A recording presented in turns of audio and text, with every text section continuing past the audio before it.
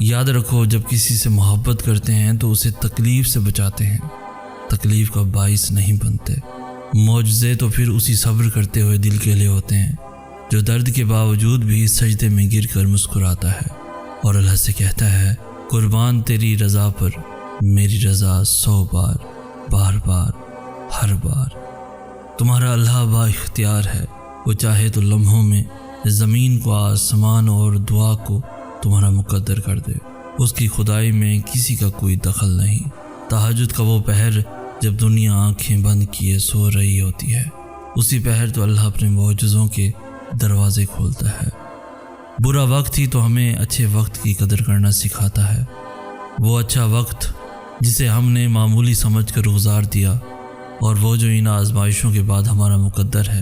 تکلیفیں اگر ہیں تو اللہ کے معجزے بھی تو ہیں، رکاوٹیں اگر ہیں تو اللہ کی طاقتیں بھی تو ہیں، محرومیاں اگر ہیں تو اللہ کی نعمتیں بھی تو ہیں۔ برے وقت سے ہی تو اچھا وقت ہے۔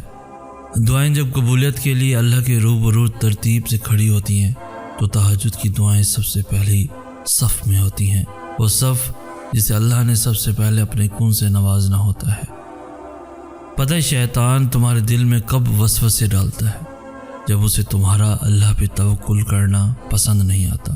اور پتہ ہے اسے تمہارا توکل کرنا کب پسند نہیں آتا؟ جب وہ توکل اللہ کو پسند آ جاتا ہے۔ اور جانتے ہو ایسا کیوں کرتا ہے؟ کیونکہ اس توکل کے بعد اللہ نے تمہارے لیے معجزے کرنے ہوتے ہیں، اور ان معجزوں نے تمہیں اللہ کے قریب تر کر دینا ہوتا ہے، اتنا قریب کہ شیطان تمہارا سوچ بھی نہ سکے۔ تم جن چیزوں کا ملنا ناممکن سمجھتے ہو، ان کی تم سے بس ایک دعا تک کی دوری ہوتی ہے۔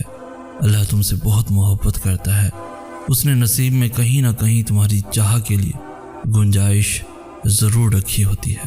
کچھ لوگ دعاؤں میں رہنے کے لیے ہی بنے ہوتے ہیں، ان کا خیال ہمیں ہمیشہ اللہ کے قریب رکھتا ہے، ہمیں ان سے کوئی بھی مطلب نہیں ہوتا، لیکن پھر بھی دل ان کے لیے اللہ سے ہمیشہ خیر مانگتا ہے۔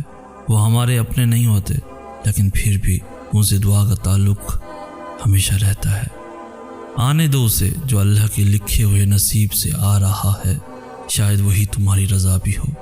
توفیق ملی ہے تو مانگتے رہو، ہو سکتا ہے جو تم چاہتے ہو وہ انہی دعاؤں کے بدلے ملنا ہو۔ اللہ نے اگر نصیب میں دعاؤں کا خیال لکھا ہے تو دعاؤں سے نہ گھبراؤ، مانگتے رہو، کیونکہ تمہیں وہ ملنا ہے، لازمی ملنا ہے، ہر حال میں ملنا ہے۔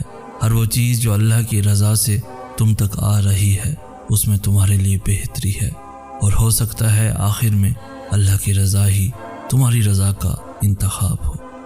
قبولیت تو بہت پہلے سے طے ہے تمہارے لیے، تیری تو بس اللہ نے تمہاری دعائیں سننے کے لیے کی ہیں۔ معجزے تو ہمیشہ تیار کھڑے ہیں تمہارے لیے، بات کن کی اب صرف تمہارے مانگنے پر رکی ہے۔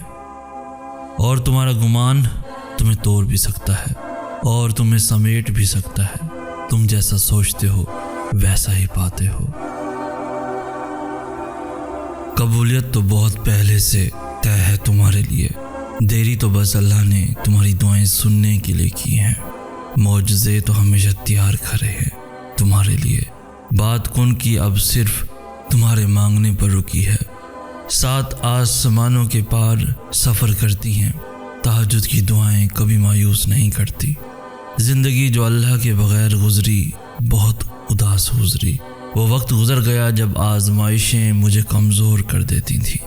اب تو میں ہر وہ درد سہ سکتا ہوں جو مجھے اللہ کے قریب لے جائے۔ اب میں ہر وہ جان سے پیاری چیز قربان کرنے کو تیار ہوں جس کے بدلے مجھے میرا اللہ مل جائے۔ اللہ کی پسند بھلے آپ کو کتنی ہی نامناسب کیوں نہ لگے، لیکن آخر میں اسی پسند کو دیکھ کر دل کو ٹھنڈک ملتی ہے، یہ سوچ کر کے یہ میرے لیے میرے اللہ نے چنا ہے، اور وہ عام چیزیں نہیں چنتا، وہ خاص چیزیں چنتا ہے، خاص لوگوں کے لیے، اپنے لوگوں کے لیے۔ اور اگر اتنے صبر کے بعد بھی مجھے کچھ نہ مل سکا تو اس نے مایوس ہو کر مجھ سے پوچھا، ملے گا؟ میں نے کہا ضرور ملے گا۔ اللہ ہمارے دل کو کبھی بھی اس چیز کے لیے مسلسل تکلیف اور مسلسل انتظار میں مبتلا نہیں کرتا جو ہمارے لیے نہیں ہوتی۔ ہاں مگر یقین میں اگر مگر نہیں ہوتی، جب اللہ سے سودا کر لیا جائے تو نفع یا نقصان کا نہیں سوچتے، تب بس اتنا یاد رکھتے ہیں کہ جو ہوگا بہتر ہوگا۔ یقین کرو اللہ کے دیے گئے گھاٹے میں بھی بڑے فائدے ہوتے ہیں۔ یہ کہتے ہوئے اس کی آنکھوں میں عجیب سی چمک تھی۔ آپ کو پتہ ہے کہ اکثر اوقات آپ خود ہی اپنے سب سے بڑے دشمن ہوتے ہیں، اور جن آزمائشوں کو آپ اپنی تباہی سمجھ کر اللہ کو کوس رہے ہوتے ہیں، وہ آزمائشیں ہی اس تباہی کو اپنے اندر سمیٹ لینے کے لیے آئی ہوتی ہیں، جنہیں آپ نے اپنی ہٹ دھرمی اور اپنے غلط فیصلوں سے اپنی جانب للکارا ہوتا ہے۔ اس لیے ہر بات پہ اللہ کو قصوروار ٹھہرانا بند کر دیں، کیونکہ آپ کی ساری خواہشیں اتنی بھی پرفیکٹ نہیں ہوتی جتنا آپ انہیں سمجھتے ہیں، اور اللہ کے سارے فیصلے اتنے برے نہیں ہوتے جتنے آپ کو لگتے ہیں۔ اللہ سے زیادہ بھی بھلا کسی کو تمہاری فکر ہو سکتی ہے۔ اس نے تو اپنے لکھے نصیب کی بھی کبھی پرواہ نہیں کی۔ اس نے تو جب بھی دیکھا تمہاری دعاؤں کو ہی دیکھا۔ اس نے تو تم سے بے غرض محبت کی، اتنی بے غرض کہ تمہارے دل نے اسے چھوڑ کر سب مانگا، اور اس نے پھر بھی انکار نہیں کیا، اس نے پھر بھی نواز دیا۔ اللہ تمہارا دل نہیں موڑ رہا، کیونکہ وہ تمہارا نصیب موڑ چکا ہے۔ جن دعاؤں پہ تم وسوسوں میں پڑے ہو، اللہ تو وہ دعائیں پہلے سے ہی قبول کر چکا ہے۔ بس ایک التجا اور پھر وہ حکم کن فرمائے گا، اور کوئی بھی اس کا حکم ٹال نہیں پائے گا۔ تہجد کی سب سے بڑی طاقت یہ ہے کہ تہجد تمہارے دل کو اللہ کی طرف موڑ دیتی ہے، پھر انسان کی طلب نہیں جگاتی، پھر اللہ سے ملاقات کی طلب سونے نہیں دیتی، پھر بس اللہ سے محبت ہو جاتی ہے، اور بے پناہ محبت۔ اپنی دعاؤں کو لے کر کیوں اتنا پریشان ہو؟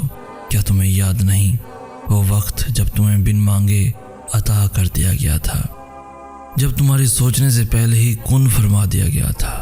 تو پھر اب جب تم مانگ رہے ہو، اللہ سے مدد کا گمان رکھے ہوئے ہو، تو یقین بھی رکھو کہ اللہ اس بار بھی تمہیں تمہاری مراد کے ساتھ ہی واپس لوٹ آئے گا۔ اس بار بھی تم اس کے معجزوں کو بہت قریب سے دیکھو گے۔ دوستو یاد رکھیے، صبر شروع میں بہت مشکل لگتا ہے، کیونکہ ہم ان چیزوں سے آزمائے جانے کے عادی نہیں ہوتے جن سے ہمیں بے پناہ محبت ہوتی ہے۔ تب ایسا لگتا ہے جیسے دعائیں بھی بے بس ہو گئی ہیں، لیکن پھر جیسے جیسے وقت گزرتا ہے ویسے ویسے چیزیں بدلنے لگتی ہیں، پھر آہستہ آہستہ مخالف حالات بھی ہمارے حق میں ہونے لگتے ہیں، اور دعائیں بھی یکدم قبول ہونے لگتی ہیں۔ تب سمجھ آتی ہے کہ صبر تو بس اس راستے کا ایک حصہ تھا جو ہمیں ہماری پسندیدہ منزل تک واپس لے آیا ہے۔ ہم اجر کما تو سکتے ہیں، لیکن اس اجر کے ملنے کا وقت صرف اللہ ہی طے کرتا ہے۔ صبر صرف امتحان ہوتا ہے، ایسا امتحان جس کے بعد سب کچھ آپ کو ویسے ہی واپس لوٹا دیا جاتا ہے جیسے آپ سے لیا گیا تھا۔ تو آپ اللہ کے لینے پر صبر کر لیں، اللہ آپ کو دینے پر راضی ہو جائے گا۔ اور اگر اتنے صبر کے بعد بھی مجھے کچھ نہ مل سکا تو اس نے مایوس ہو کر مجھ سے پوچھا، ملے گا؟ میں نے کہا ضرور ملے گا۔ اللہ ہمارے دل کو کبھی بھی اس چیز کے لیے مسلسل تکلیف اور مسلسل انتظار میں مبتلا نہیں کرتا جو ہمارے لیے نہیں ہوتی۔ ہاں مگر یقین میں اگر مگر نہیں ہوتی۔ جب اللہ سے سودا کر لیا جائے تو نفع یا نقصان کا نہیں سوچتے، تب بس اتنا یاد رکھتے ہیں کہ جو ہوگا بہتر ہوگا۔ یقین کرو اللہ کے دیے گئے گھاٹے میں بھی بڑے بڑے فائدے ہوتے ہیں۔